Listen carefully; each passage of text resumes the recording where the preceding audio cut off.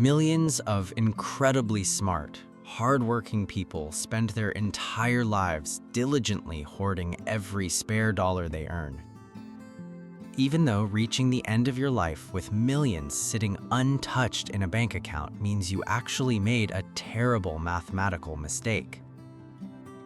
So why do we continually sacrifice our youth to prepare for a disaster that almost never comes? Picture a perfectly normal Friday evening. You sit at your kitchen table, reviewing your monthly budget. You decide to skip the nice dinner out with your spouse. You delay that family vacation for another year. You transfer a large portion of your paycheck into a traditional savings account. You look at the glowing screen, you see the green number go up, and you feel a profound sense of pride. You are playing by the rules. You are being highly responsible. But a brilliant, entirely invisible trap has just been executed. We are taught from childhood that spending money is inherently dangerous. We are told that saving is the absolute pinnacle of adult responsibility. We are conditioned to believe that a constantly growing bank account is the exact same thing as a successful life. You think you are saving yourself from poverty. But actually, you are saving yourself into a completely different kind of poverty. You are becoming financially wealthy, but experientially bankrupt. To understand why this happens, we have to look at a silent, deeply unhealed emotion driving almost every financial decision you make. Most people disagree about this. If you ask traditional financial advisors, they will praise extreme frugality. They will tell you to cut out the daily coffee, invest every spare penny, and wait patiently until you are 65 years old to finally live your life. Some behavioral economists argue the exact opposite. They point out that endlessly hoarding capital without ever deploying it completely destroys economic velocity and robs the individual of their prime biological years. Here's where people are split. Is extreme saving a sign of high discipline or a sign of deep, unresolved fear? People don't make bad money decisions. They respond to the environment around them. And your environment aggressively trains you to operate from a permanent scarcity mindset. The financial media constantly tells you a massive recession is looming.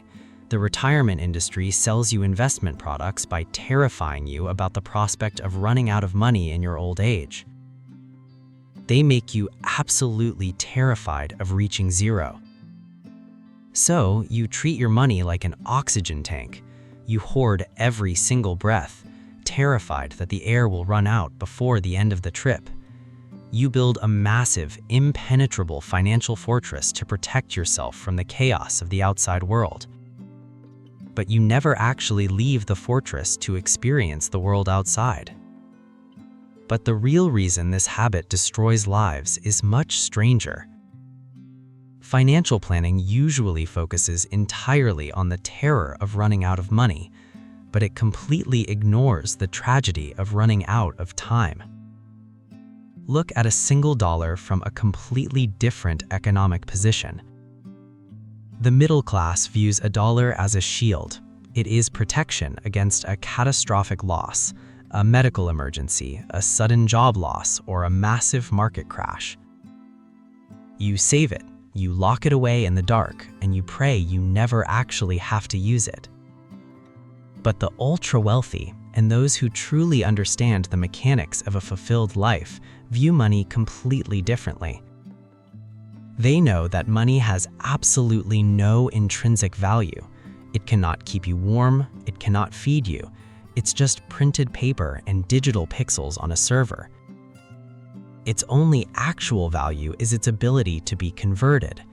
Money is simply a tool used to buy life experiences, personal freedom, and time. The biggest financial advantage isn't intelligence, it's which game you're playing. The traditional saver is playing a game of accumulation. They want the highest possible score on the exact day they die. They view leaving behind a massive estate as the ultimate financial victory. But think about the actual math of dying with $2 million sitting untouched in your bank account. It does not mean you won the game.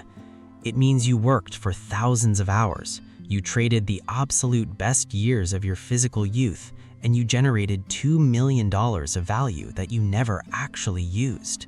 You traded your finite, non-renewable time on Earth for a resource, and then you just let that resource sit in a vault.